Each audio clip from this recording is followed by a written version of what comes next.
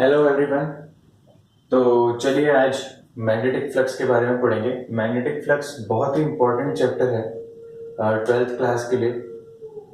In fact ये topic भी बहुत ज़्यादा डीप है अपने आप में, और थोड़ा सा मैं कहूँगा टिपिकल भी है, क्योंकि बच्चे बहुत ही देरी से समझते हैं इस चीज़ को। तो आप थोड़ा सा कंसंट्रेशन लगा के सुनिएगा इस चीज़ को, क्योंकि मे भी पॉसिबल आपको एक ही बार में आ जाए। बिकॉज मैं जानता हूँ कि हम सब लोग ब्राइट स्टूडेंट्स हैं। We are trying very much to understand each and everything. तो लेट अस स्टार्ट। तो सिंपल सी बात है, मैग्नेटिक फ्लक्स क्या होता है। मैग्नेटिक फ्लक्स जैसे बहुत सारे टर्म्स आपकी लाइफ में आएंगे, जैसे कि for an example light flux, कि लाइट कितनी किस एरिया पे कितनी लाइट गिरती है, that is known as light flux.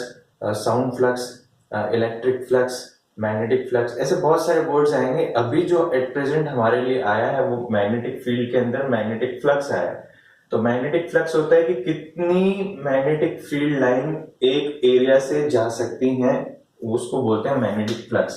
For an example, एक ये एरिया है, इसमें से दो जाती है तो इसका फ्लक्स हो जाएगा दो। सेम एरिया में से अगर किसी जगह पे ज्यादा मैग्नेटिक फील्ड लाइन से और उसमें से चार जा पा रही है तो यहाँ का फ्लक्स होगा चार।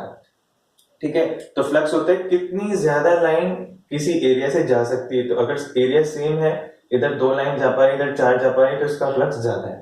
ठीक है। फ्लक्स इस तरीके से निकाला जाता है। सिंपल जो होता है फ्लक्स का, वो होता है ओ, ओ के पेट में चीरा, जिसको बोलते हैं फाइव। ठीक है। इसको क्या बोलते हैं? फाइव। PHI, five. ये ग्रीक सिंबल है जो हम यहाँ पे यूज करने वाले हैं। इसकी यूनिट होती है वेबर। हालांकि ये सब चीजें आपको याद नहीं रखनी, क्योंकि ये हमारे थ्योरी के पार्ट में नहीं आ रहा है। ठीक है। हमारे को सिर्फ इसका लॉजिक और कंसेप्ट को समझना है। बस आप इतना ध्यान रखें कि इसकी जो यूनिट होती है वो क्या होती है? वेबर होती है।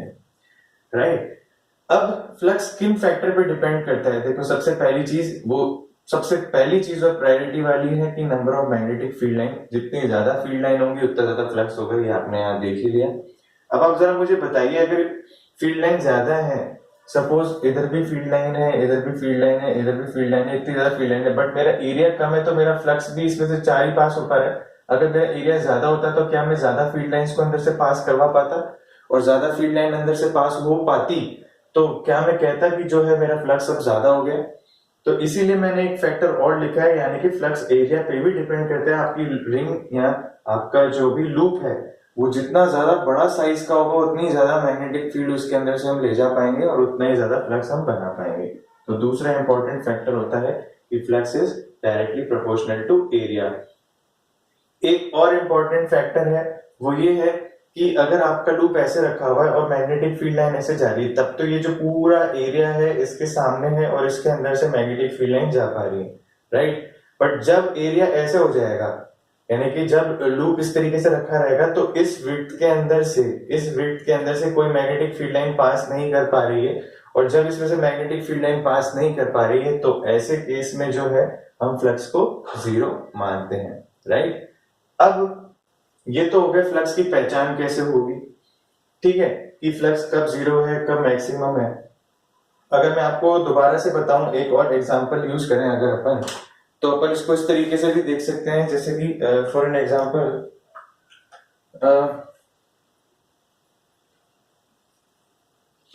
देखते हैं। जैसे सपोज मेरे पास ये है, ठीक है, एक इस तरीके का मेरे पास इस तरीके का एक शेप का ऑब्जेक्ट है। अब आप इस देखिए, इसका एरिया बहुत बड़ा है। ठीक है। अगर इस एरिया में से मैग्नेटिक फील्ड लाइंस जाती हैं, ठीक है, इस एरिया में से मैग्नेटिक फील्ड लाइन जाती है, तो इसके बराबर इस एरिया की वजह से कुछ ना कुछ फ्लक्स होगा। ठीक है। मान लेता हूं ये जो इसकी चौड़ाई है ना, ये बहुत नेग्लिजिबल है, बहुत ही पतली है, बिल्कुल एक पन्ने जितनी, शीट जो होता है ना पेपर, उतनी पतली। तो आप मुझे बताइए, क्या इस तरफ से क्या मैग्नेटिक फील्ड लाइन आर पार हो पाएगी? नहीं। तो जब ये इस तरीके से यूं रखा रहेगा ना, तब मैग्नेटिक फील्ड लाइन इसमें से पास नहीं हो पा रही है, तो हमारा फ्लक्स जीरो हो जाएगा। ठीक है। बट जब ये ऐसे रहेगा तो पास हो पा रही है, तो फ्लक्स बहुत ज्यादा होगा। ठीक है। तो जब ये मैं इसको घुमाऊं इस तरीके से, रोटेशन ऐसे रोटेशन करवाऊं इसको, ऐसे पकड़ के उसको स्पीड से घुमाऊं यहां से मशीन से, तो क्या मैं कह सकता हूं कि जब ये इस कंडीशन में होगा तो फ्लक्स जीरो है, इस कंडीशन में होगा तो फ्लक्स जीरो है। बट जैसे ही मैंने इसको ऐसे घुमाया इतना, तो क्या मैक्सिमम हो गया फ्लक्स? तो जब ऐसे से ऐसे घूम रहा है तो क्या मैं कह सकता हूं फ्लक्स इज इंक्रीजिंग। ठीक है, तो इस इंक्रीजिंग और डिक्रीजिंग वाले फैक्टर पे ही अब हमारा डिस्कशन नेक्स्ट होने वाला है। तो अब देखिए मैं कैसे समझा रहा हूं इसको। मैं ये कहना चाह रहा हूं, मैंने एक रिंग को यहाँ पे फिक्स कर रखा है, ये इस तरीके से एक रिंग यहाँ पे फिक्स है। ठीक है, एक मैग्नेट जो होता है उसकी फील्ड लाइन इस तरीके से होती है कॉकरोच स्टाइल के अंदर, बिल्कुल दिस इज ये कॉकरोच स्टाइल। कॉकरोच के बिल्कुल दांत भी इसी तरीके के, यहाँ मूछे आप कह लो, इस तरीके की होती है। तो जब ये आगे की तरफ मूव करेगा मैग्नेट इस तरीके से, तो जब ये आगे मूव करेगा तो सबसे पहले ये दोनों लाइन इसके अंदर एंटर होंगी तो फ्लक्स हो जाएगा 2। फिर 2 के बाद ये 2 और एंटर करेंगे तो 2 2 2 2 ये 4 हो जाएंगे। ठीक है, तो 4 फ्लक्स हो जाएगा। इसी तरीके से फिर 6 हो जाएगा, फिर उसके बाद एंड में जब ये पूरा अंदर एंटर हो जाएगा तो ये 8 हो जाएगा, क्योंकि इसके दोनों तरफ 8 टोटल मैग्नेटिक फील्ड लाइंस थे। तो जैसे जैसे ये अंदर जा रहा है क्या फ्लक्स की संख्या बढ़ रही है, फ्लक्स की संख्या, यहाँ फिर मैं बोलूं कि मैग्नेटिक फील्ड लाइन की संख्या इस लूप के अंदर बढ़ रही है। तो इसीलिए हम कहते हैं कि इस केस में जो फ्लक्स है वो क्या हो रहा है, इंक्रीज हो रहा है, एरो ऊपर की तरफ, बिकॉज इट इज इंक्रीजिंग, ऐसे शो करते हैं। इस चीज को आपको क्लियर रखना है। अब मान लें इसको अंदर जा चुका है, फिर मैं पीछे लेके आ रहा हूं तो फ्लक्स घट भी सकता है, क्योंकि अब घट रही है मैग्नेटिक फील्ड लाइंस। तो जब मैं आगे लेके जा रहा हूं तो फ्लक्स इंक्रीज हो रहा है, तो पीछे लाऊंगा तो वो घट भी रहा है, ये भी ध्यान रखें आप। ठीक है, तो as magnet moves towards the ring, number of magnetic field lines keep on increasing, hence flux will be increasing। आप इसको नोट डाउन कर सकते हैं अपने समझने के लिए। ठीक है, फिर ये वही चीज है, जब ये इस तरीके से रखा रहेगा तो मैग्नेटिक फ्लक्स 0 रहेगा, जब इसको घुमा दूंगा इस तरीके से तो मैग्नेटिक फ्लक्स नॉन जीरो रहेगा, या फिर मैं कह सकता हूं सबसे ज्यादा रहेगा।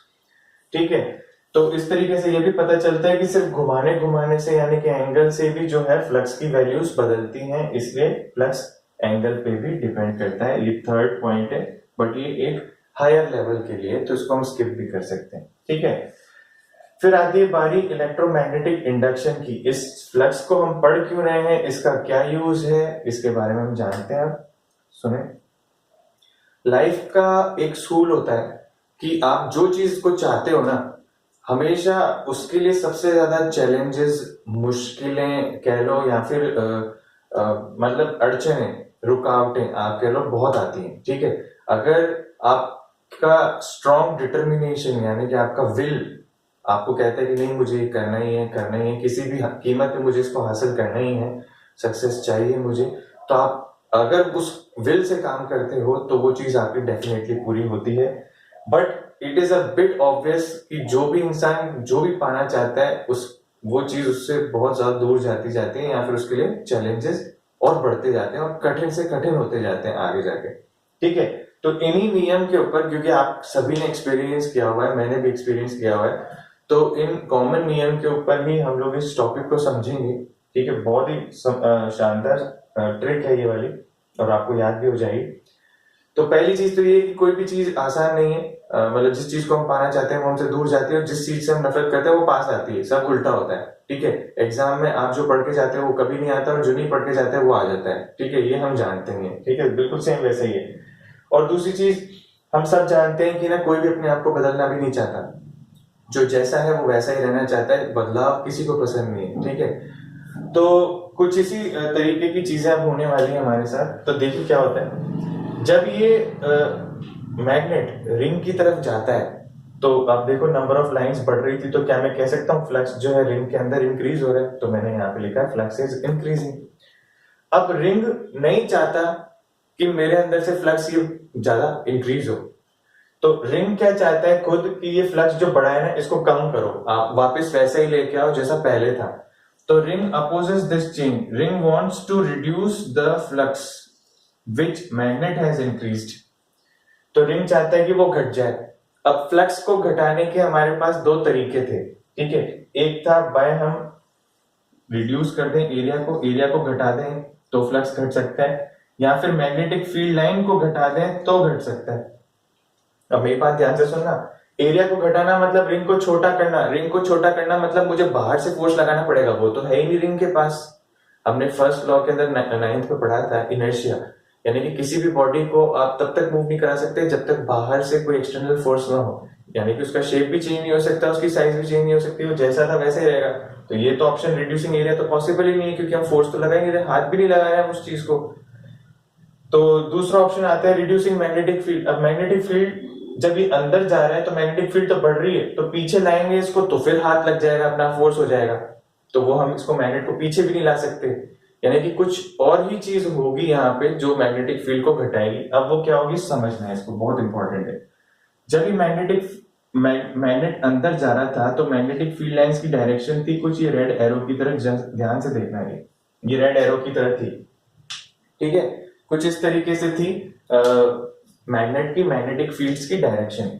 अगर रिंग अपना मैग्नेटिक फील्ड यूं अपोजिट बना दे तो क्या ये तीर और ये तीर एक दूसरे को कैंसिल कर सकते हैं? जब ध्यान से सोचिए, क्योंकि एक वेक्टर क्वांटिटी है। अच्छा, आपने अगर महाभारत के सीरियल देखे हो तो महाभारत में क्या होता था कि यहाँ से जो तीर आते थे वो तीर आपस में यहाँ पे जाके टकराते थे और यहाँ पे फिर थोड़ी बहुत लाइटनिंग होती थी। ये पहले के इफेक्ट्स होते थे अपने टीवी के अंदर, ये लाइटनिंग होती थी, फिर ये दोनों तीर गायब हो जाते थे। तो सेम टू सेम ये वाला एरो जो है ये वाले एरो को काटने की कोशिश करेगा, तो इस एरो को जो बनाया है वो रिंग ने खुद बनाया है, सेल्फ। इसीलिए hence ring creates its own magnetic field. Ring क्या करेगा, रिंग खुद का मैग्नेटिक फील्ड बनाएगा सच दैट कि वो मैग्नेट के मैग्नेटिक फील्ड को कैंसिल कर सके। इस तरीके से बनाएगा कि वो मैग्नेट के मैग्नेटिक फील्ड को कैंसिल कर पाए। तो इस डायरेक्शन में बना दिया उसने, इतना आ गया तो आपका आंसर आ चुका है। अब याद करिए वो रूल जब मैंने आपको बताया था कि रिंग के अंदर करंट जो होता है, आपको उसके लिए मैग्नेटिक फील्ड की डायरेक्शन में अंगूठा रखना होता है और फिंगर्स को इस तरीके से कर्ल करना होता है, ठीक है। तो इस तरीके से कर्ल करने का मतलब है कि करंट की डायरेक्शन जो है यूं होगी। तो ये जो करंट की डायरेक्शन है it is very important to find for you people. हालांकि मैं इसका शॉर्ट ट्रिक बताऊंगा, बट ये लंबा तरीका हमें अच्छी तरह याद होना चाहिए क्योंकि 12th के लिए बहुत इंपॉर्टेंट है, ठीक है। तो इस तरीके से जो इसकी डायरेक्शन आ रही है, याद रखें जो आपने इसका मैग्नेटिक फील्ड देखा उसकी तरफ अंगूठा रख के उंगलियों को घुमाएंगे तो जो डायरेक्शन आएगी that direction will be the direction of your induced current. Induced current की डायरेक्शन होगी। एंड यही टॉपिक था हमारा EMI। EMI ये वो वाली EMI नहीं है जो मोबाइल फोन को हम परचेज करते हैं तो फिर हम ब्रेक कर देते हैं EMI के अंदर, ठीक है। ये है electric field, magnetic field and induction. Induction होता है बिना छुए किसी में इफेक्ट लाना। हमने इसमें किसी चीज को भी नहीं छुआ है, ठीक है। जो उधर जा रहा था वो उधर जा ही रहा था मोशन में, और जो खड़ा था वो खड़ा ही था। इस मैग्नेट को हम उधर लेके गए v स्पीड से, ठीक है, बाय किसी भी मशीन के थ्रू लेके गए हमने उसको उधर मूव कराया। इसके मूव करवाने की वजह से उस रिंग में अपने आप बिजली बनने लग गई। और अगर इसको आप चेक करना चाहते हो तो आप यहाँ पे बल्ब लगा सकते हो, आपका ये जो बल्ब है वो ग्लो करने लग जाएगा। यानी कि आप एक्सपेरिमेंट घर पे भी कर सकते हो। आप ऐसी सी कोई रिंग लो, उसके अंदर मैग्नेट अंदर लेके जाओ और इसमें बल्ब यहाँ पे कनेक्ट कर दो, तो जैसे ही अंदर लेके जाओगे बल्ब ग्लो कर जाएगी। तो ये कंसेप्ट होता है, ये प्रिंसिपल है एक इलेक्ट्रिक जनरेटर का, ठीक है, इसीलिए ये इंपॉर्टेंट हो जाता है। तो आप एक बार वापस से स्क्रीन को पॉज करके जो है पूरा से एक बार रिवाइज करें एंड सोच के फिर इस टॉपिक को क्लियर करके ही हम आगे बढ़ेंगे। तो thank you very much, take care.